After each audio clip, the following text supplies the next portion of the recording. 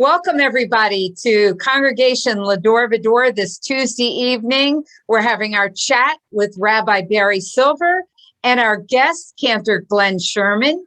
It is August 10th, 2021, and we welcome everybody to this wonderful chat with two rabbis. Well, we have a rabbi and a cantor tonight. And Glenn, could you stop punchkin? I can't help it. Wait, I can't help it. It's fine. I can't see you now because, I can't see. Okay. And our Torah parsha for this evening is Deuteronomy, the Torah parsha of Shoftim, which means justice. So welcome, both gentlemen, and take it away. Thank you, Sharon, for organizing this and for your technological expertise. We appreciate it. And I also want to thank Cantor Glenn Sherman for appearing with us today. As is our custom, we will talk about the Torah passage. Then we'll talk about current events. And we welcome all of you to join in the discussion. So Cantor Sherman, I'll leave it to you to begin the discussion of the passage, if you'd like. Shoftim. Well, I'd like to start before that. Okay. As I mentioned, the month of Elul. And in the month of Elul, it says we are obligated to hear the shofar blow. So we'll blow the shofar for you. Rabbi, you want to give me a tekiah? Tekiah.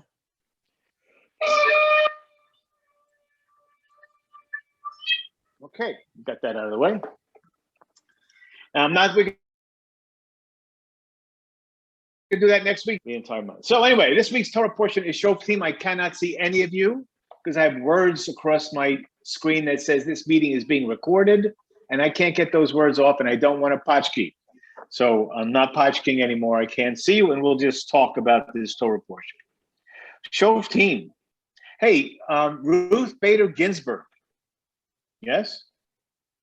She had the words Tzedek Tirdolf on her desk when she was a Supreme Court Justice. That is the first three words of the third sentence in this week's Torah portion. Justice, justice shall you pursue. Tzedek Tirdolf. And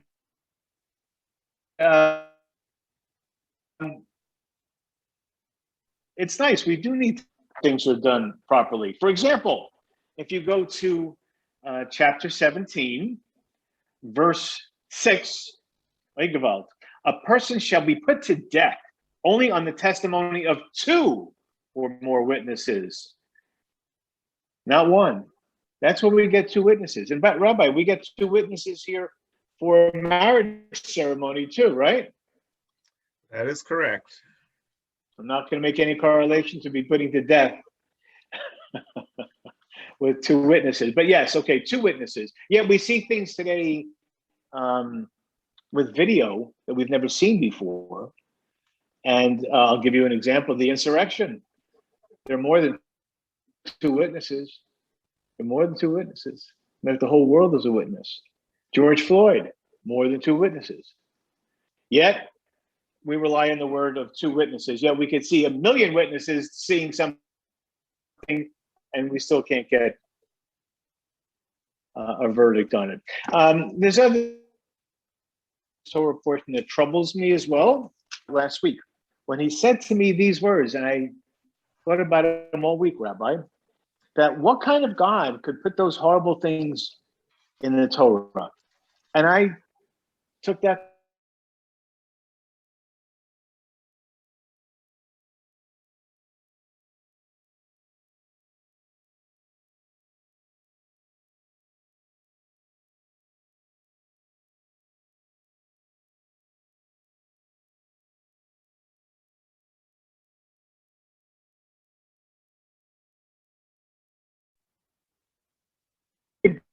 God has cut down the nation's land the Lord your God is assigning to you. Oy. And you have dispossessed them, and you've settled in their towns and their homes. You shall set aside 3 cities in the land that the Lord your God is giving to you to possess. So it says we're displacing people. I'm not going to have any more commentary on that. I just find it interesting. You can't just go to the Torah and see God gave us the land of Israel, land of Canaan, without throwing this line in here. We did dispossess some people. Then, and we can have all these discussions. The third one is one of my favorite movies was History of the World Part 1. Anybody remember that? Mel Brooks? That's where he said, it's good to be the king. It's good to be the king. Well, we're in this Torah portion, it talks about God assigning us a king to rule over us. Not one that's duly elected, by the way, but one that is picked and assigned by God. I don't know if we can live under a rule of a king now. Think we could? I don't know. So it talks about, in this Torah portion, justice. It talks about dispossessing people from the land, so we can get it. And it talks about assigning a king to lead the Israelites going forward. I'll turn it back to you, Rabbi. Thank you very much, Cantor Sherman. Always a pleasure to listen. The passage, by the way, Cantor Sherman is demonstrating what true faith is all about. He's not able to see us, but he has faith that we are here. He has faith in belief in things unseen. But he is a man of faith, and it is based on solid evidence, so his faith is well grounded and therefore is justified. A lot of things are real that we can't see, but if we don't have evidence and we can't see it, then we're in trouble. So I do thank you for your faith and for joining with us, Cantor Sherman. The passage starts out very nicely. It has some wonderful sentiments. As Cantor Sherman said, tzedek, tzedek, tirdof is a quotation from the Torah that's on the walls of many attorneys. It was on my wall when I had an office before I went into my house and made my house my office, but I had tzedek, tzedek, tirdof, righteousness, righteousness shall you pursue. And it's kind of interesting that in our legal system, we are told that we shouldn't be concerned with righteousness or with compassion, but the law, we have to follow the law. And what you think is right or just doesn't really matter. And the jury is actually instructed by the judge not to show any compassion towards one side or the other, but rule according to the law. I find that disgraceful. A legal system without compassion, and they're bragging about it. And every time they announce these instructions to the jury, both lawyers have to agree on them. They discuss, okay, what instructions we're going to give. I always object.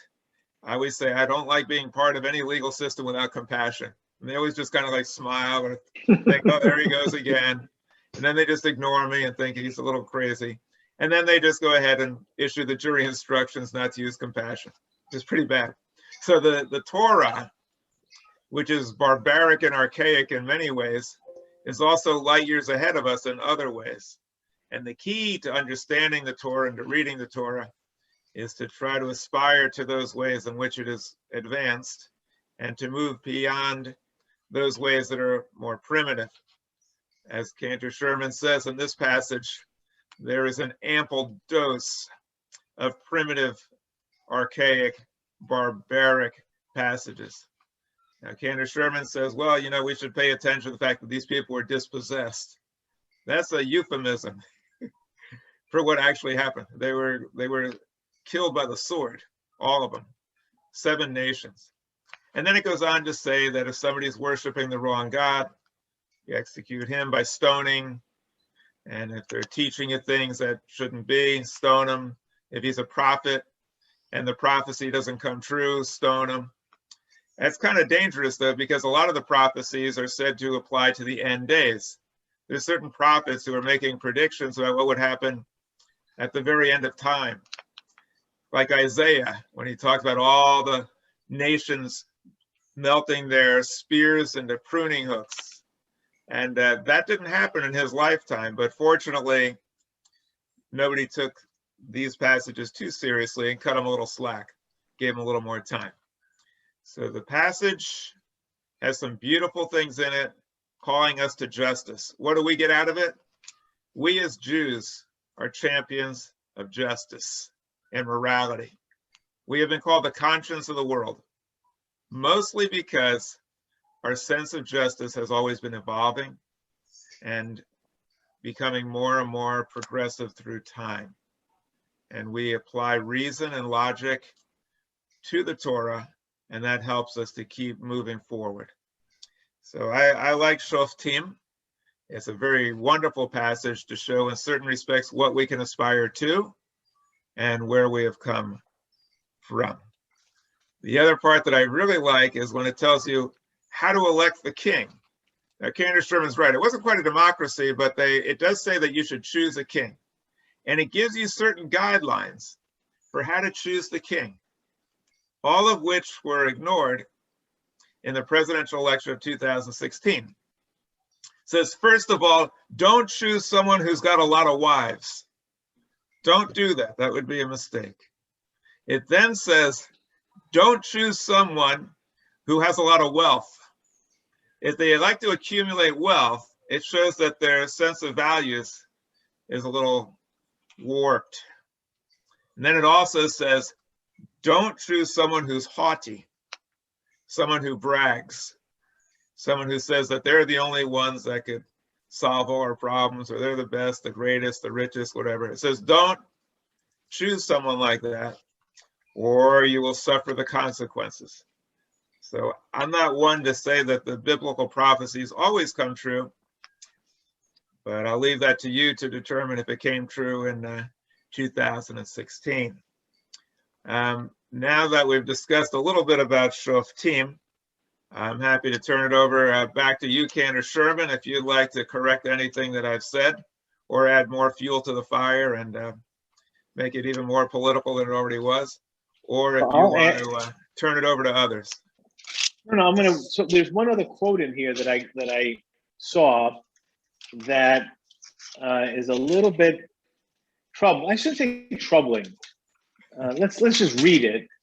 Okay, I think it was 18:15. 18:15. Yeah, the Lord your God will raise up for you a prophet from among your own people, like myself. Him you shall heed. This is just what you asked of the Lord your God at Horeb on the day of the assembly. Let me no longer hear the voice of my God to see wondrous fire anymore, lest I die. Well, the Lord said to me, they have done well in speaking thus. I will raise up a prophet from them of their own people like yourself. I don't know. What do you think of that? Those few sentences, Rabbi? Very interesting that this passage does predict the coming of a prophet on a par with Moses, which is very interesting. And this obviously also is for at the end of days. And Moses is demonstrating his humility, classic humility, but it does make that interesting prediction that there will be another prophet like Moses. I would venture to say this. This passage is talking about a prophet who has the gift of foresight, who can predict the future and use that prediction in order to try to help us avoid disaster and try to lead better lives. I would say that those prophets have materialized in today's world. They're called scientists. They are people who predicted the coming disaster of climate change, and they warned us and told us what to do. We've ignored them. These scientists are able to make incredible predictions that our ancestors never could have dreamed of. Solar and lunar eclipses and the results of our behavior. And Einstein also made a prediction. He said the unleashing of atomic power has changed everything except for our mode of thinking, and thus we drift closer to unparalleled destruction. Einstein is a modern day prophet.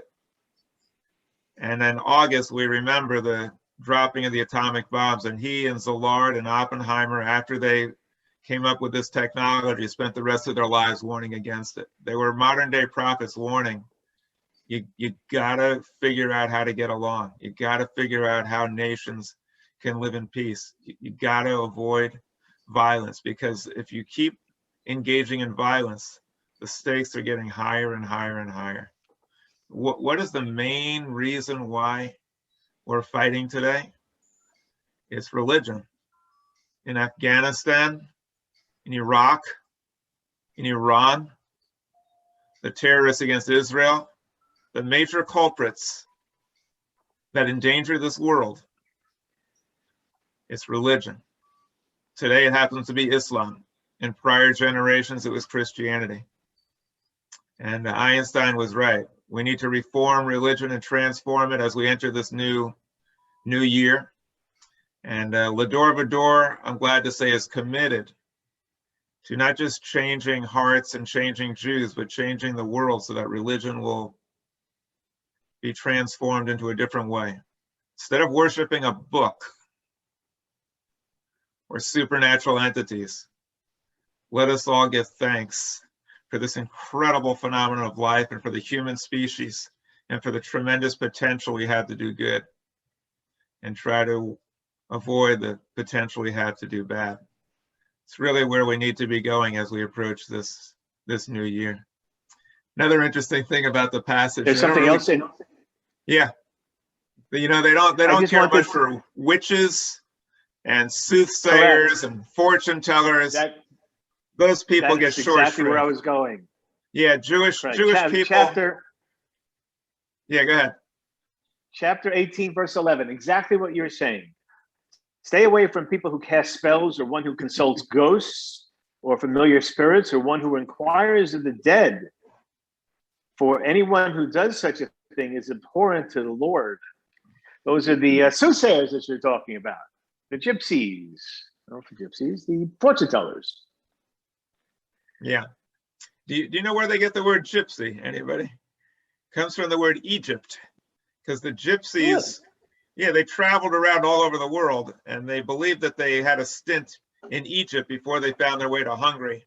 And so when they came out of there, they were called gypsies from Egypt. But yes, the Bible doesn't really care much for soothsayers, fortune tellers, because it seems to thwart our belief in free will.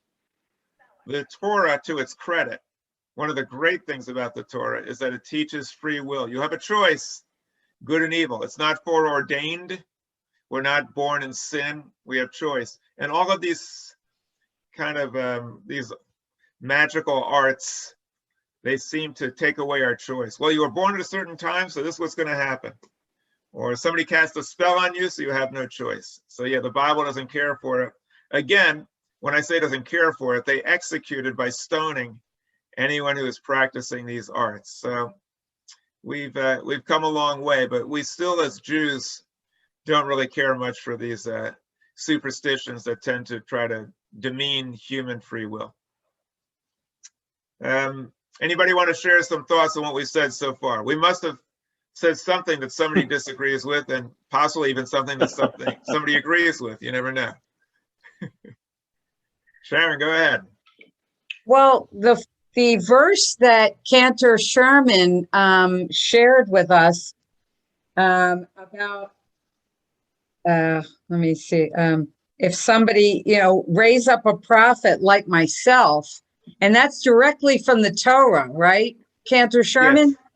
So doesn't that say that, wait, God is supposed to have written the Torah, okay? So would God be saying that, raise up a prophet like myself, being God? Or is it referring to Moses there? Because if so, then Moses was not a haughty braggart. He didn't talk like that about himself. So I don't understand that phrase. Explain, please. Well, this phrase is actually demonstrating humility.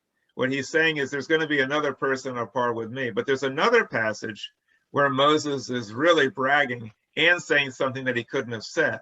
He said, there has never been another prophet like Moses up till this present day. So that had to be written after the time of Moses. He couldn't possibly have written, and it is bragging. So that passage does exactly what you're saying, Sharon.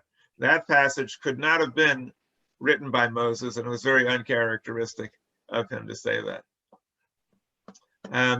Anybody else have something they'd like to share? Go ahead, Emily. You know, I always come up with something bizarre. That's what we like about you. Well, you got to remember that I lived and worked in Salem, Massachusetts for years. So I have to say some good things about the Wiccan religion.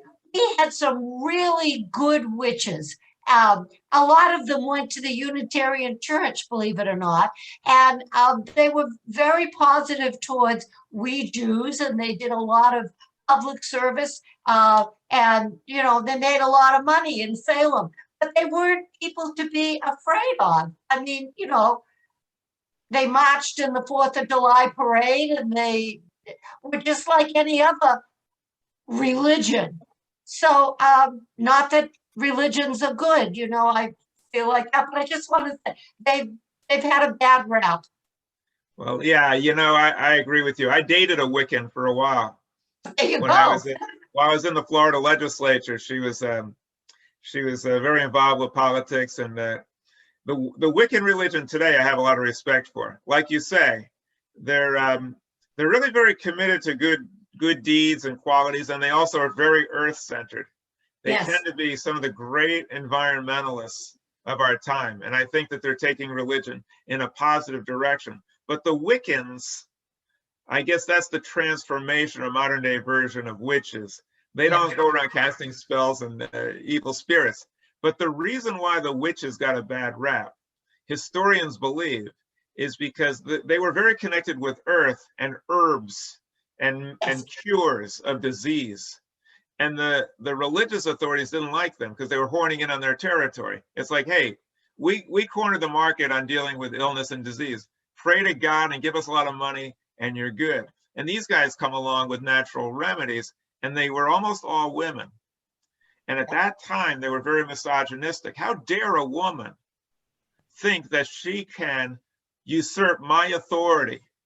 And so they cast them in a very negative light. They made them look very ugly and very evil, and they weren't that way at all. It was really a defamation, slander against them. Also, the Salem witch trials, which we know about, was actually just a microcosm here in the United States of something that was a pandemic all over Europe. And it was targeted against women, especially older women, no longer of childbearing years, where people thought, okay, you no longer serve a purpose. Yeah. And they were total outcasts. They were murdered all over Europe. And there was a system set up to encourage that to happen. If you told the authorities that somebody was a witch, That was it. and the charges were verified, and they killed her, the person who accused would get her property. Yep. And so would the witnesses. Now, if you were a witness defending a witch, you would automatically be executed for defending the witch. The judge would also reap some of the benefits of the property. It was a money-making scheme to just completely abuse women. And I think you know, we have a system of justice in Shoftim. The system of justice in those days was a little bit different. If the witch confessed, then she would simply be executed and she wouldn't be tortured. She could be thrown, or she might be thrown in a river. If she drowned, that meant she was innocent. That's right. If she survived, that meant she had diabolical help and she would then be executed. But before that happened, they were also tortured until they admitted that they were witches. You might think, how could anyone believe something that was that barbaric? Very simple. Shoftim. Shoftim is the basis for that. It says that you should not allow a witch to live, and it was done by so-called religious people, virtually entirely by the Christian world against women. Yeah. Anyone else want to share some thoughts? All right, Glenn, or anybody, Anybody want to share what's going on in the world and what your thoughts are about where we're at right now? Go ahead, Sharon. Well, I know that you had a case for the masks and for the grants for the school board systems that would enforce putting masks on. Well, I was really happy to hear that Palm Beach County is enforcing putting masks on, with the exceptions of those students who have a note from their mom or dad. I was with Sandy Lopater, our president for the congregation, earlier today. He said none of his students, all of his students had masks on in the entire school. There wasn't any exceptions, and that's John Leonard High School. And in St. Aloysius, which we were in earlier, there was only 6 exceptions where 6 kids brought notes from their parents. So I thought that was pretty good, that everybody else, and we watched the kids leaving the school, they were all wearing masks, most of them, or they had them dangling or whatever. So, you know, I think whatever you did, you know, I know our governor didn't say anything about not, you know, keeping the grant money away from the schools or anything, but, you know, I think it helped. Yeah, well, thanks. I've been in touch with Palm Beach County also in the school board, trying to encourage them to hold the line. What the executive order did is an executive order signed by the governor. It didn't tell the school boards that you can't impose a mandate.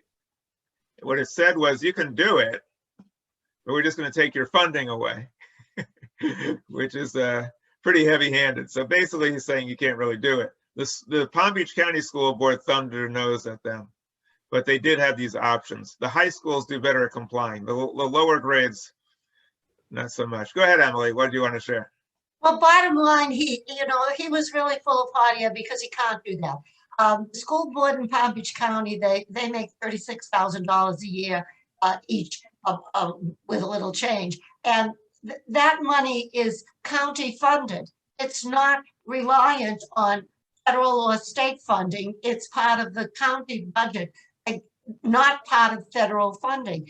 Federal, schools are locally run with federal funding that runs through the state. He really hasn't got the power to take the money away. He said he was going to take administrators' salaries and school board salaries. I really don't think he can do that. You know more than I do about that, Rabbi, but yeah, well, he did make it personal. He did threaten to take away their salaries. But and you're right, the schools get money from the federal government, and of course they are also funded by the county, but they do get state funds. They also get state funding. And so if that state funding were to be lost, it would be critical, because the schools are just hanging on by a thread now. So that's a very real, serious threat that he made. The lawsuit was filed to challenge the executive order and the threat of funding. Another one was filed up north in Tallahassee, and I'm talking with the attorneys now about trying to coordinate our efforts so that we can have a joint hearing and confront the judge together. Rabbi, did you file papers? Oh yeah, I filed a lawsuit. In fact, my lawsuit was the first one filed lawsuit on the behalf of last week you were talking about it. I didn't know that this happened. So could you just give me a couple of minutes? Yeah, there's a minister, Elvin Dowling, with 3 kids in Broward County. One of them has asthma, and the one with asthma is 13, I think. The other 2 are younger, and they're going to go to a school where the younger kids, they don't comply all that often. So what he's worried about especially is the younger kids go to school, people are unmasked, they come home, give COVID to the 13-year-old, and he's at a high risk. So he decided to file a lawsuit. He actually called me up, I think on Thursday afternoon, and said, I want to file a lawsuit. And by Friday morning, it was filed. And I don't know if you know what it takes to file a lawsuit, but let's just say I was up from about 10 minutes after his call until about 9 o'clock in the morning when it was filed, which is why I caused a little chagrin to Sharon, because she had some other things for me to do, which kind of like got pushed back a little bit. And then it took me a little while to catch up on my sleep too. I haven't stayed up all night for probably about a year or two. I used to do that on a regular basis as an attorney. I used to work around the clock and do crazy stuff. But now in my older age, it's not quite as easy for me to stay up all night, but I managed to do it. And by the time I was done with the lawsuit, I was pretty convinced. I was thinking, yeah, this is good. We should prevail. He shouldn't have been able to get away with this, but I never know what the courts are going to do. Well, congratulations to you. Kol hakavod to you. I'm very proud of you for that. Thank you very much. Thank you. Go ahead, Sharon. So I know your wife teaches in Palm Beach County in kindergarten grade. And what did she find out today? Were the kids with masks? Were they without masks? And kindergarten, a lot of kids don't have masks. Did they come with their notes? Yeah. There was actually, I think 2 kids had notes, and some of them are like, it's off, it's on, it's hard to get it right. It's difficult. And the early grades, it's a problem. I have now quarantined myself from Francine and Brandon. Brandon goes to high school and it's a little safer there, but Francine's definitely a risk. And so I mean, it's very scary for a lot of people. There's a lot of people, thousands and thousands of people throughout the state who are at serious risk. And here in Palm Beach County, we're a little better. But there's other parts of Florida where they tend not to believe in the vaccine at all because they watch a lot of news programs that tell them not to bother with it. And so did Francine wear a mask? Oh, yeah. Yeah, absolutely. Okay. Yeah, Francine's definitely wearing a mask. Yeah, go ahead, Peter. Yeah, thanks, Barry. Listen, I just want to get in something edgewise. I just want to acknowledge something which is not it's not a direct comment to what the subject matter is now, but when you were talking about staying up, I want everyone to know that Barry helped me through a very trying time in my life, an actual fact, and embarrassingly an eviction. And when I read the time at which he filed, how he stayed up at night, I mean, Barry, you're priceless, okay? And I just had to acknowledge and make it known to everyone that just how, I mean, I don't know how your heart fits in your chest, quite frankly, because when I read the times that you stayed up to help me file those court papers, I was left literally tongue-tied. So I had to acknowledge and really validate what you said about at this point in your life, how you pushed yourself and you did it, you achieved it, and it was a big win for you. But I needed to get in my 2 cents just to acknowledge what you did for me. But moreover, when I'm repeating it. When I read the times at which you stayed up to do it, there are no words in the English language that I could find to express my gratitude to you. Okay. Well, thank you very much, Peter. I appreciate that. But what I found as an attorney is, for me to go and file a lawsuit or to work on a pleading, I need like hours of time totally uninterrupted. And I do not have that during the day at all. I do my best work from like midnight to 7 in the morning. So that's why a lot of clients, they get stuff and it's like, it's an email or a pleading or something like that at 4 in the morning or 3 or some ungodly hour. Like, why is that? That's the reason why, because I got to focus for hours on something. And during the day, I don't have that time. But during the night, I'm good. And that's when I write a lot of my Jewish Journal articles also late into the night when I'm all by myself. So I just want to say this also, that, this passage about tzedek tirdof, it really is important because this is really at the core of Judaism, about justice.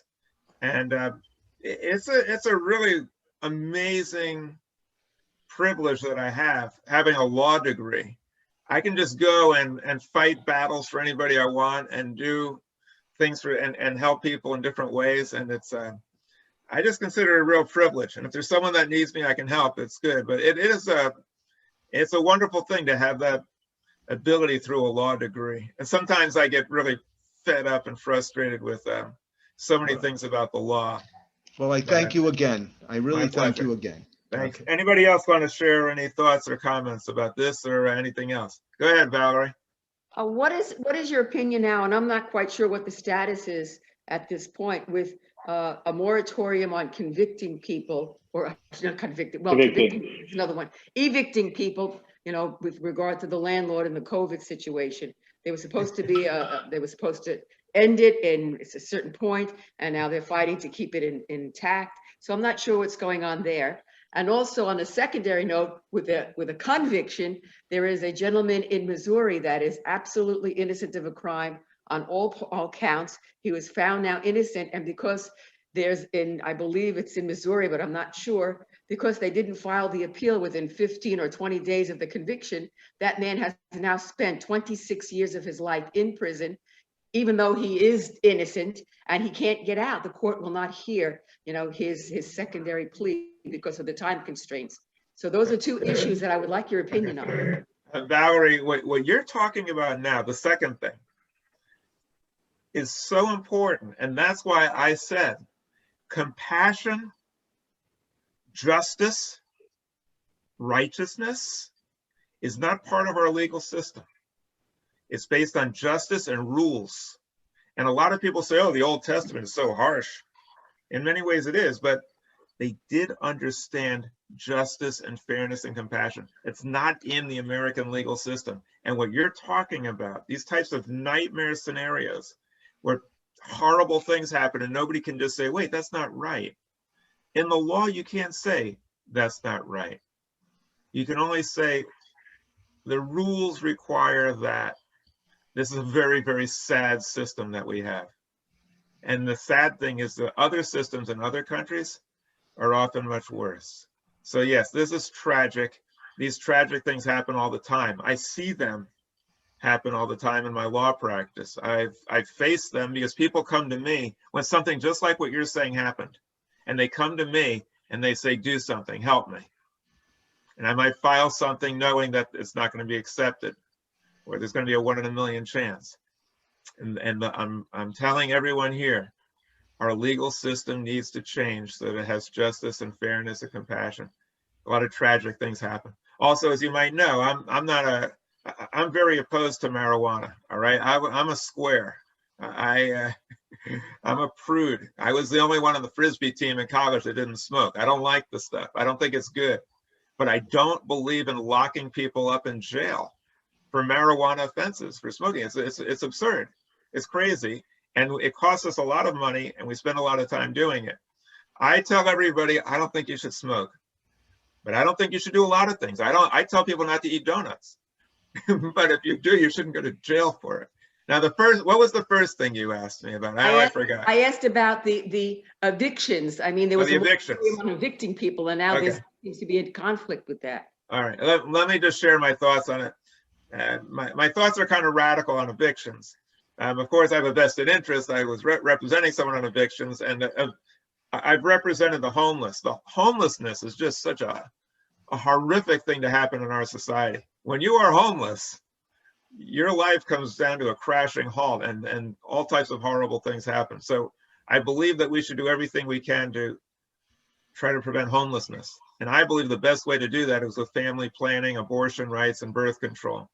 Because homelessness happens when people have children that they can't care for, they don't have the means to care for them, and then they end up in the street. So if all children were wanted children, that would be the best way to try to deal with homelessness. But obviously, that's not happening anytime soon. Evictions are a horror. Now, my position is, which is pretty radical, the whole capitalist system, the whole system that we have is kind of messed up. You know, you can work hard. I've seen this happen. You work hard, you pay your taxes, you play by the rules, and then you get sick. And when you get sick, even if you have insurance, it doesn't cover all the bills. And you got to pay all the bills with the money that you have saved up. And then when you get sick, you can't work. And when that happens, you, your wife, and your children become homeless. And I believe that our society should not be that way. I believe that there should be a safety gap for people who truly find themselves homeless for reasons that they can't help. Now, with all that being said, I have grave misgivings about the policy right now of the Biden administration. I think the Biden administration, I think their heart is in the right place. And I think extending the moratorium on evictions, I believe it's a good thing. But I believe it's being overdone. I believe there are people who could work and they're not working. They're not working maybe because they don't need to, or because they're getting money from the government, or because they got some protection. So I just want to go on record.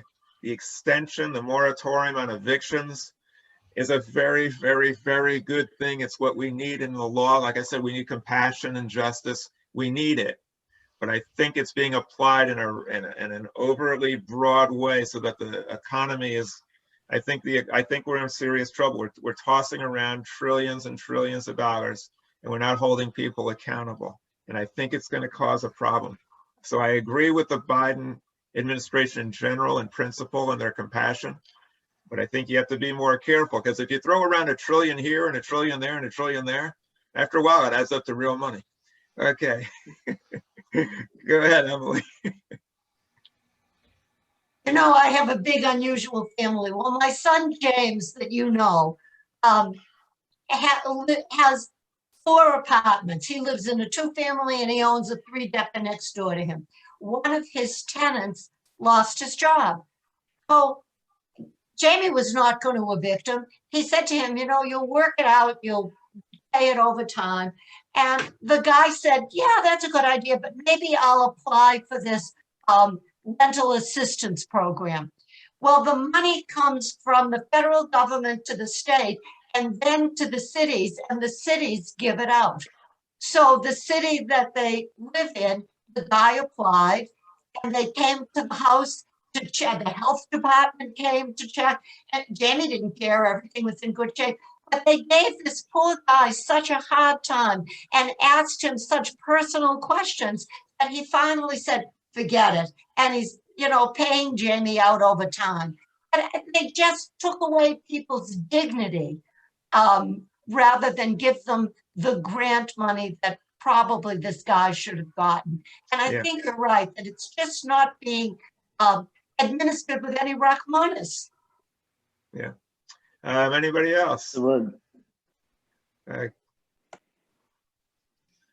All right. Any other issues that you want to talk about? Yeah, I would like to commend, I don't know, the Senate for passing this infrastructure bill, which I never thought would ever happen, with the polarization of our Senate. But hey,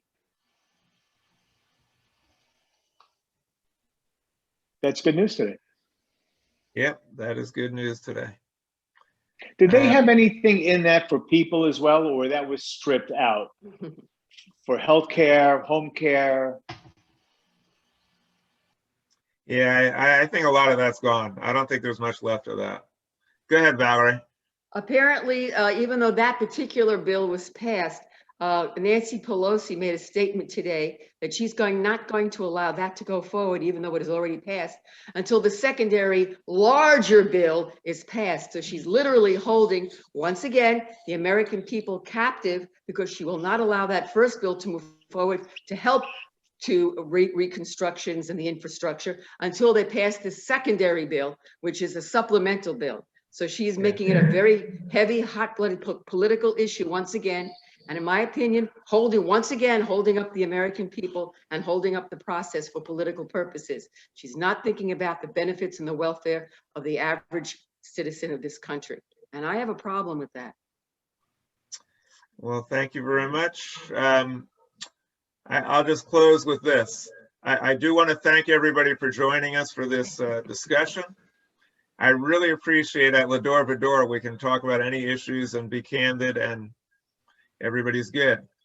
We're going to have a very interesting discussion on August 18 with Dan Barker. He's a card-carrying atheist. He never met a religion that he likes. He thinks they're all a waste of time, even ours, and even the Unitarians. So it's going to be a good discussion. He used to be a fundamentalist Christian preacher, so if you want to know anything about fundamentalist Christianity, he can quote you chapter and verse. He's a very interesting speaker. I hope you'll join us, ask some questions. It's going to be a debate. So it's going to be, you can cheer and you can root for people and you can get involved. And it's Wednesday for our controversial issues series at 7 o'clock by Zoom. I'll just close it out like this. This pandemic that we're seeing is very, very scary. And it's now rearing its ugly head again, and it's causing havoc throughout the land, throughout the world. It was caused in one area, but the solution has to come from everywhere. But as bad as it is, and I've said this before and I'll say it again, as bad as it is, it's nothing compared to the havoc from climate change that's approaching. Right now, our Earth is on fire. And it's going to get a lot worse because all the carbon that we've unleashed in the past takes about 20 or 30 years before we see the effects of it. So that means that what it is now should get a lot, even if we stopped using all carbon today, it would continue to get a lot worse. It's a very, very scary thing. And anyone who is a climate denier should be run out of office on a rail because they are just dooming our kids to literally a hellish dystopia. So I hope somebody's going to learn from this what's going on here and realize that we're messing around with things way beyond our ability to comprehend. And you can't deny science and you can't fool Mother Nature. Mother Nature will come back and hit you over the head. And that's pretty much what the Torah tells us to, cause and effect. But as Jews, we're always optimists. We always believe that we can overcome and that we have a will to live. And the Jewish people, we have an incredible survival instinct. So I hope that we'll lead the charge to try to protect us from ourselves. And I thank everybody for joining us tonight. It's always a pleasure to be with you. And one last thing, Rabbi, if you don't mind, go ahead, Cantor Sherman. I just wanted to wish everybody to be safe. There's a tropical storm out there now that you talk about global warming. So we're in the cone sometime this weekend, who knows, but be safe, everybody.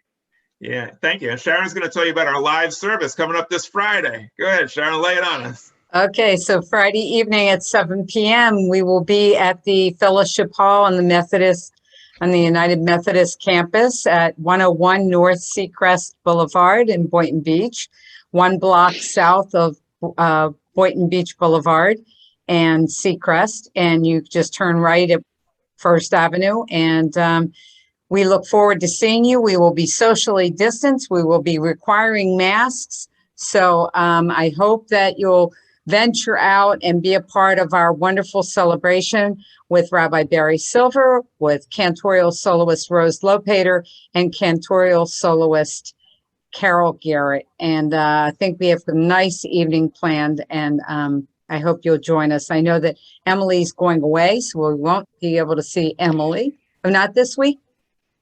I don't leave until the 18th, so I won't be there on the 18th. But I will be there Friday night. Good.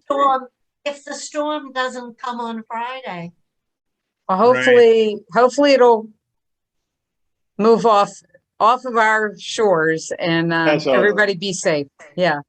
Bye. Thanks, everybody. It's going to be some great music there on Friday, so don't miss it. If you can't get there, watch it on Zoom. And not Zoom. On YouTube through our website, L'Dor Va-Dor.org, live streamed at 7 p.m.